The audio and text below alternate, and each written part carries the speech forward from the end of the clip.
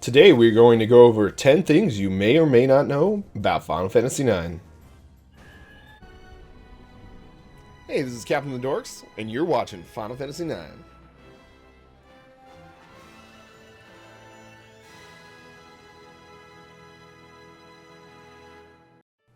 Number one, we're going to start off with total party wives are sometimes good. So as you can see here, this is the first fight of the game. And as soon as you get what you want here, you can go ahead and just kill off all of your party members.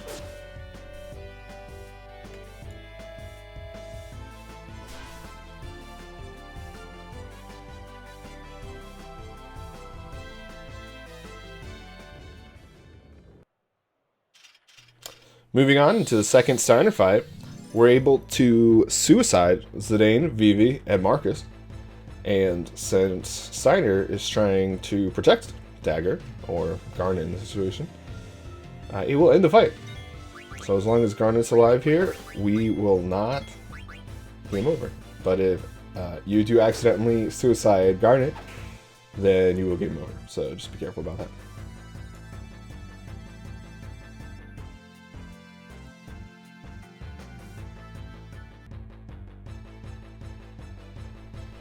Immediately after the Steiner 2 fight, we have the Steiner 3 fight with the bomb. In this situation here, you cannot do any ample amount of damage to Steiner that will progress this fight. So what you can do, however, is suicide Zidane, Vivi, and Marcus, and this will take out their voice lines, or essentially their turns, like Garnet is taking right now, and the fight will end quicker. There is actually a bomb skip that you can use ATB waiting, which we'll go over in a bit, to skip one of Steiner's voice lines right here and have the bomb go a little bit earlier since the bomb is faster.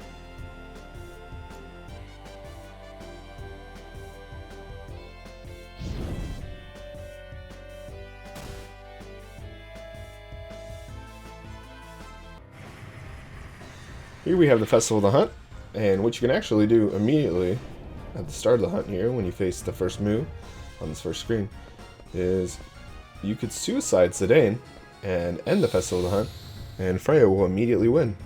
This is a pretty big speedrunner strat, since you get the Coral Ring from Freya if she wins, compared to just a few thousand gil from Zidane. The Coral Ring you can't get this early in the game, and it allows you to early on learn abilities that will help you out. So just suicide there, it will end the fight, and Freya will win.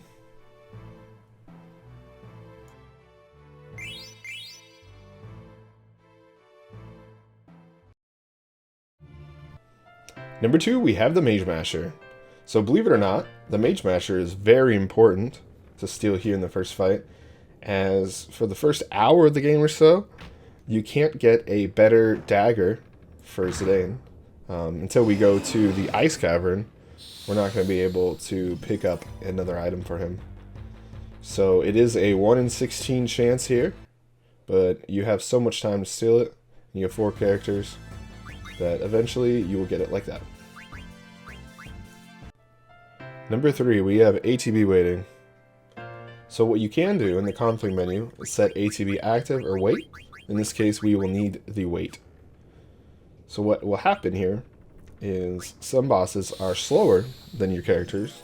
In this situation, it's Zidane and Blake. We'll be showing with Zidane. And if we don't allow ATB to grow while Zidane's taking his turn, Maskman won't be able to build ATB. So essentially, we get Zidane's start of his refill for his ATB bar to be as close to Maskman's refill as possible. So we're able to get it right there. We're going to set a situation here of where if we just let it flow, then we won't be able to get it. So we took a turn here. We're just going to wait for Zidane's to come back around. And he obviously wasn't able to get in front of Maskman.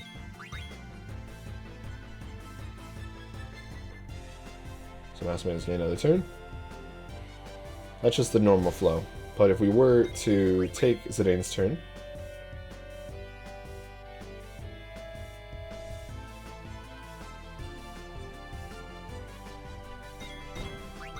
We have him queued up right behind Masked Man here.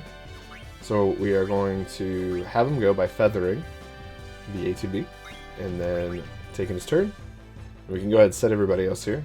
We already ATB went through, and he'll get a second turn here. So cool trick.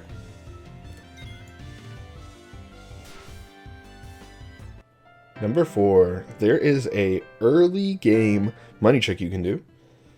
In this case here, we will need Riss from the village of Dali, and we will need Steepled Hats when we get to Limblom. Additionally, we will have the synth shop in Limblom. With the synth shop, we'll be able to synthesize cotton robes, and since the amount of money it takes to make a cotton robe from supplies on the synth is less than what you can sell it for, we can actually net some profit. So, when we start in the game, if we get here and we have 14,130 gil, which we have a little bit less than that, but we can go ahead and sell a few things. But if you go ahead and just buy 99 Riss here, once we get to Limblom, we'll be able to buy Steepled Hats and then synthesize into a cotton robe. Riss costs 130, Steepled Hats costs 260, the synthesize process costs 1,000. That's a total of 1,390 gil. And with the cotton robe, you can sell for 2,000, netting 610 gil per synthesis and sell. So we're able to make nearly 100. That's about 60,000 gil we can make. We're just going to fast forward through these parts here. Get ourselves to Limblom. And just head up in the business district immediately when you get the Zidane release for movement.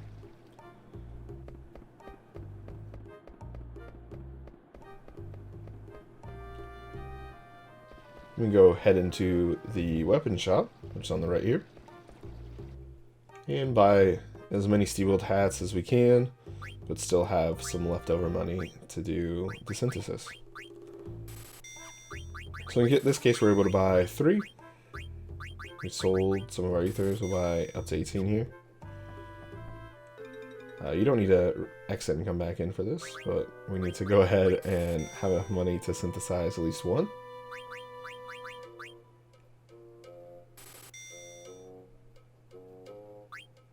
So you have a few things here you can sell.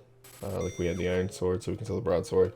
We have some tents, phoenix minions, and some ethers from these fights. Ethers you don't really need early game. You might want them, but you don't necessarily need them. So then we'll start this process of synthesizing, selling it back at the item shop, and then rebuying some Steepled Hats. Since we can't buy Riss here, we have to buy as many as we can in Dali if we want to take full advantage of this. And we'll have to go back and forth here to sell, buy, resynthesize, and so on and so forth. We'll net 60,000 gil in the end. So a neat way, early game, to just synthesize and make some quick money. Additionally, we could do this after the Festival of the Hunt. Say if you had Zidane win, you'll have 5,000 more. So.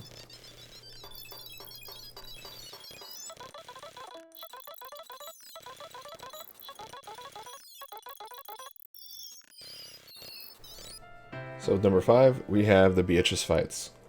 Believe it or not, we can just wait 10 turns and these fights will be over. Arguably, these are some of the hardest fights in Final Fantasy IX, especially in the beginning 2 discs of the game. Beatrix has some of the most HP at this point in the game.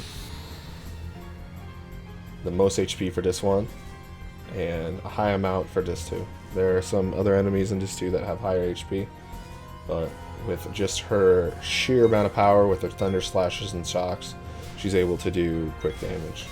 So we can go ahead and wait out turns for all 3 fights. But if you look over in the bottom right, her speed is extremely high. Speed in Final Fantasy IX is based out of 1 through 50, 50 being the highest. And as you get closer to 50, it's an exponential growth. So when you get to 50, it's about 2 seconds. So 2 seconds of not having a menu open to hold ATB. And she's able to take her turn and queue it up. The early fight, you can see it's about 3.5 seconds. Second fight about 3.5 seconds. But the third fight is super fast, where it's like 2.25 seconds. You can also see our HP here. 3,600 for Beatrix 1, 4,700 for Beatrix 2, and 5,700 for Beatrix 3. In speedrun tactics, for Beatrix 1, we don't have enough damage at this point, so we would normally just waste the turns anyways. For Beatrix 2 and 3, we're able to get done in 3 turns with manipulation of using the Man-Eater ability, as well as the Power Belt with MP attacks. But if you do get in a bind or something like that, you can go ahead and just wait all 10 turns.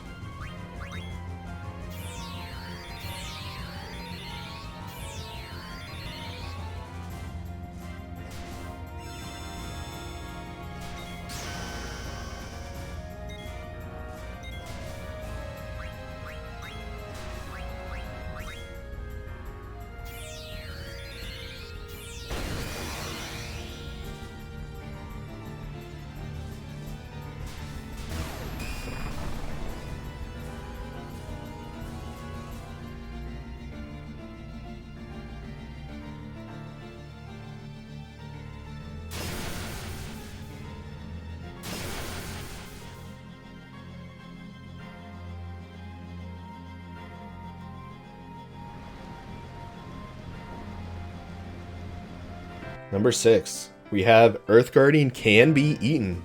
Believe it or not, this is the only boss fight where you can go ahead and eat the boss with Quina. To eat, we have to bring down their HP to a fourth of the value. In this case, Earth Guardian, you would have to bring down to less than 5,000 left. You'd have to do a total of 15,567 damage. After that, you'd be able to eat Earth Guardian with Quina. So each enemy has different types that they can have. Most bosses have a heavy type, which makes them immune from instant death skills and effects, such as death, doom, and so on and so forth. Earth Guardian does not have that. Later on, when we see Earth Guardian again as Lich in Memoria, they do have that, but at the moment, they don't, which makes them a very unique boss fight.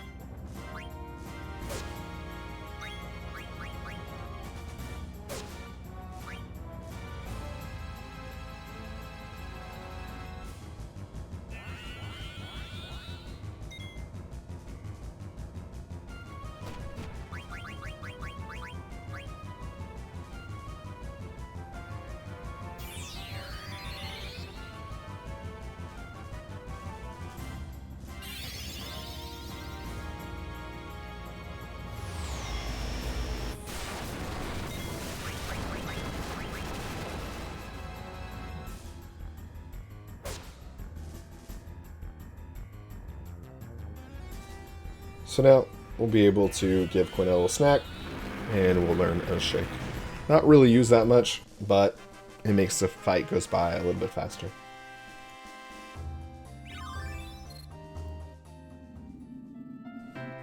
Here we have number 7, Soul Cage is undead. So this allows us a few unique things that we can do. One thing that we can do here is throw an elixir, which very conveniently there is one at the stairs before the Soul Cage fight. So we can go ahead and pick that up if we don't have any, and we can use that. So you can go ahead and talk to Dagger at the end to start the fight. We'll get a big old monologue from Soul Cage, and it will open up here. Most of the time Soul Cage opens up with level 5 death. So if we have any of our characters in multiple 5, they will be instantly killed off. So if we don't have that, then it will just waste some time. We can just go ahead and throw this elixir. So hopefully we get good ATB. We can save some time here and just instantaneously end Soul Cage. Since elixir is a full heal, it's essentially a full undead. Additionally, we can do Phoenix Down, which sets the HP of the user from anywhere from 0 to 9 when used on undead. And then we could just throw an attack to do that additional damage. Last thing we can do here, very convenient. Aiko knows life, or has equipment that can do life. There's an 80% chance to land. If that lands, that's just as good as an elixir. Believe it or not, the majority of Tree is undead creatures. Some of the required encounters, such as Draco Zombie here, we can do the same thing. Just throw an elixir, we can do PDs and a hit, we can even cast life if we wanted to. It's very, very easy. We have another battle here. Before this one, the zombies, you'll either get 2 or 3, which we can do something a little bit different here. We can hurt them more with fire damage. Vivi has usually fire by this point. We can use Cura, which Aiko has with her starting equipment, do a good amount of damage. And then Dagger also knows Cure. By this point, there should be enough damage done where we could also just physical attack to end this fight. Very interesting. There's one other unique situation that we have in the Tree, is we have the Stropers you could run into, which they're one of the 3 enemies in this game that are a stone type. And with stone type, we can just go ahead and throw a soft on them, and they'll instantly die. Becomes too soft to live, is what we're going to get here. And easy experience, easy fights. Aoife may be considered one of the harder parts of this too. It's at the end. Easily done with life and soft. For number 8, we have Gizamaluke can be blinded. So, in the end part before you reach Bermuda, you go to Gizamaluke Grotto, and there we have to fight Gizamaluke. This situation can be very difficult if you're starting out. Even if you're experienced, it can be a tough fight if you're not high enough level. So we have a few things we can do here that we're going to show you. We can either go ahead and throw a tent, or with Ogre equipped, we can cast Soul Blade and therefore blind Gizamaluke. With the tent, it has a 46% chance for it to have a snake in it. And what that's going to do is it's going to blind, silence, and poison. Gizamaluke is immune to poison, but not to silence and blind. So Gizamaluke can cast water. So with the tent, it's a little more advantageous. We'll see water cast here if you do just Soul Blade. If not, and he tries to use water, he wastes his turn and he can't cast. Additionally, when the enemy is blinded, such as Gizamaluke, we can miss. So right here, these crashes are just missing. So it makes it a little easier to fight. Normally these would land 100% of the time. Now we get a high miss rate from Gizamaluke. Gizamaluke can naturally use crash or counters a lot with crash. So their normal attacks and their counters have a higher chance of missing now. So we don't have to naturally evade. Additionally, when an enemy is blinded, you can't miss them. So you'll hit them 100% of the time as if you had accuracy plus if they're blinded. Makes it even easier for this fight. So we kind of have the Tale of Two Cities here for a blind and a blind silence run with the tents and soul blades, where silence being a little bit better. But it can still be pretty dangerous, as we see here, even though he's blinded. But this will be one easier way that you can get through Gizamaluke.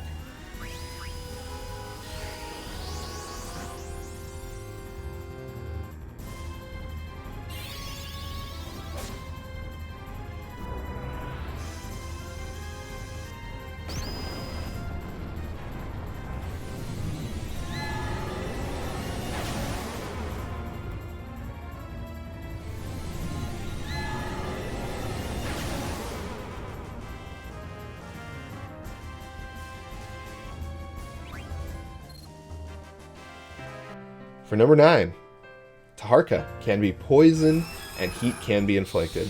Probably one of my favorite fights, because you can use a Soul Blade with Angel Blast equipped and inflict poison, and poison will tick down. We can additionally throw a tent and try to inflict poison that way, and it will tick down by close to 2,000 at this point. Or we can go ahead and have the Flame Saver with Steiner, have Thunder Gloves for add status effect. This will allow a 10% chance of inflicting heat. which with heat, if you take an action while heat is inflicted on you, you immediately die. It's an instant stats effect here. So we have a unique situation here where Tahara is a heavy boss, but with heat, it's not considered an instant death skill, since he has to take a turn and we have to inflict it, and it's so low that we can get away with inflicting heat and just waiting for Tahara to take his turn, ending the fight super early.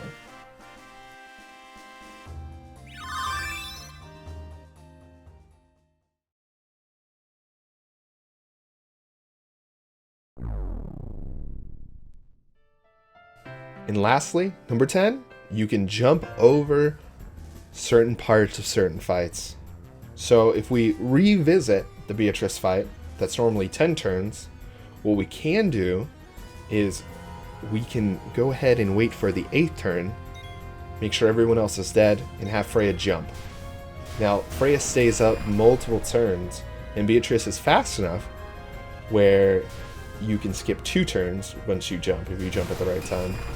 For Beatrix 1, since she's slower, and also Beatrix 2, you have to wait for about, you can see the animation of her kind of bobbing her knees. 3 to 4 knee bobs is a good place. 3 to 5 is pretty safe. After that, she'll have her turn again.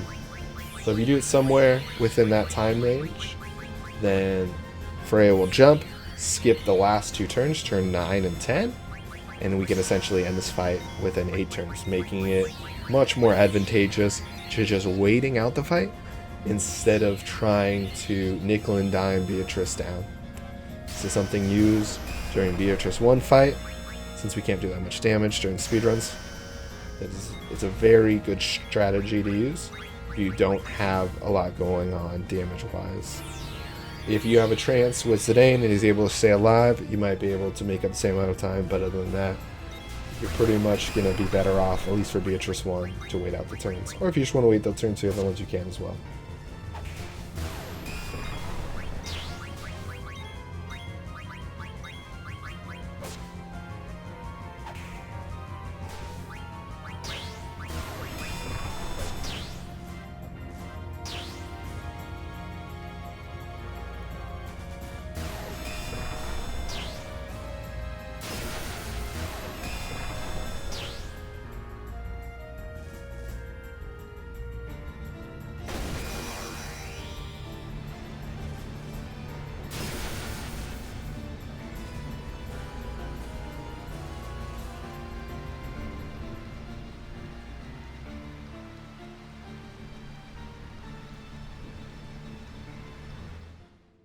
Another opportunity we're able to make use of these jump technique is during the Maliris fight in Memoria at the end of the game. Maliris, when she dies, if she's awake, she will cast Raining Swords, where essentially there'll be a sword storm raining down, and for the most part it will do at least 2,000 damage. You can survive if you're in the background defending usually, but why not just finesse it and have Freya just not be there? So before you do lethal damage, you'll simply want to have her jump. So if you're counting and you know consistently about how much damage you can do, in this case we can do about 5,000 to 7,000 damage per user. All of the Guardians in Dis 4 have somewhere close to 60,000 HP. It differs slightly per Guardian, but that's about where we're at. So if we're able to count turn 10 or 11 when we get those hits in, we're going to jump and then we'll do the extra damage. There's another strategy you could use if you have a Rebirth Ring and she hasn't died yet, or any of the other characters. What we do is put it on and have them essentially just auto live back at the end of the fight. But we're able to do this pretty cool thing. We're able to just jump over that death blow at the end. For PC, if you come down, it does the final damage. You'll be able to survive it. It's a little quirk of the PC version of this game. But if you are on the original PlayStation version of this game, when you come down on it, you will die if you're there. So it's a little bit different. That's for the PlayStation version, the PlayStation 1 or 2 version. But if you're on the newer high definition quality of it on PlayStation 4, PlayStation 5, or PC, or iOS, or anything like that, anything recent really, then when you come down, she'll essentially not be there when that happened. So you see, Frey's not there, and we're able to get through the fight.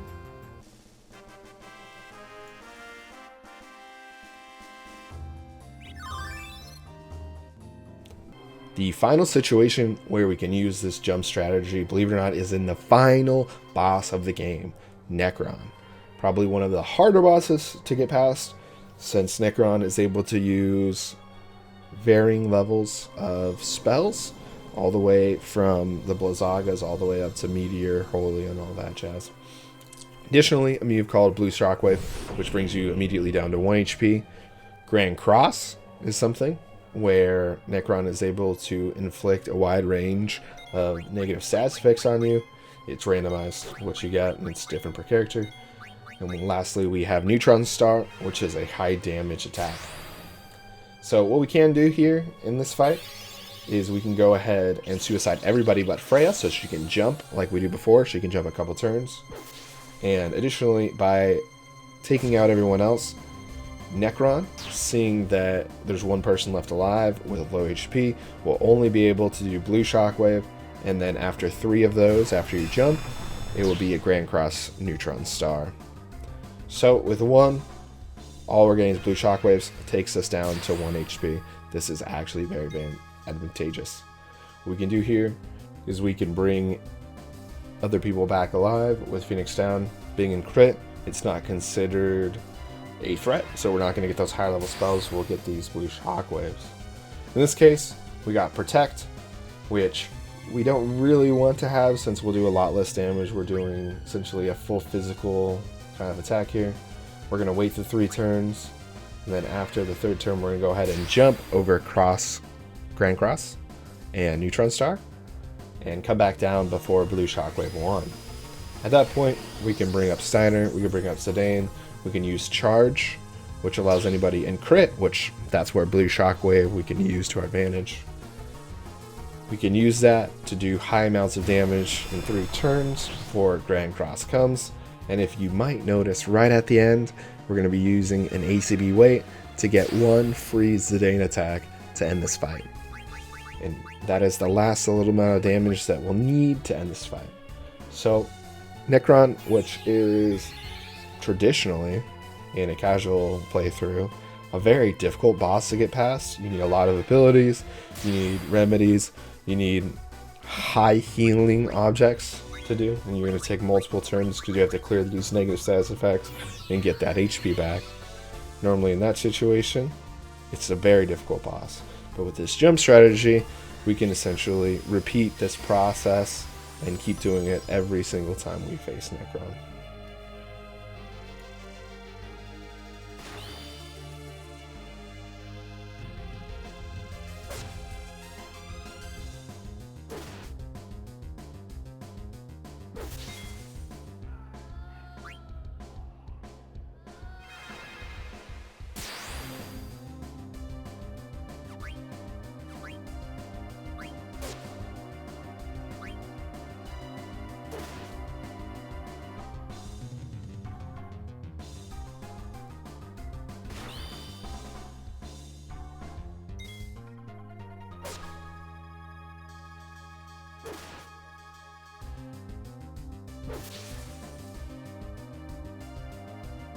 There we have it, Necron down. Thank you for watching. We have some speedrun videos up. If you want to watch a full speedrun of this, go ahead and do that. We'll be producing more Final Fantasy IX content in the future. So go ahead, like, comment, subscribe to come back, and I hope to see you again. Thanks for watching.